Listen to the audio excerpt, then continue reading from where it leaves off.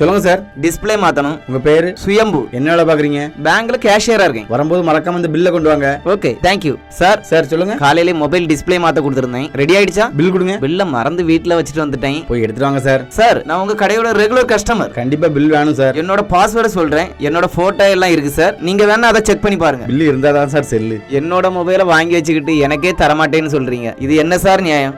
இது எல்லாம் உங்க பேங்க் நியாயம் தான் சார்.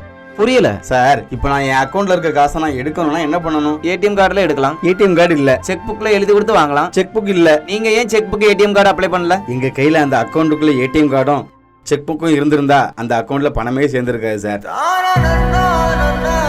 என் அக்கௌண்ட்ல இருக்கிற என்னோட பணத்தை என் அவசர தேவைக்கு எடுக்கிறதுக்கு ஏடிஎம் கார்டும் செக் புக்கும் இருந்தா தான் தருவீங்களா? ஏன் ஒரு ஸ்லிப் எழுதி கொடுத்தா தர மாட்டீங்களா? இது எங்க பேங்கோட ரூல் சார். இது என் கடையோட ரூல் சார். போய் பில் எடுத்துட்டு வாங்க போங்க.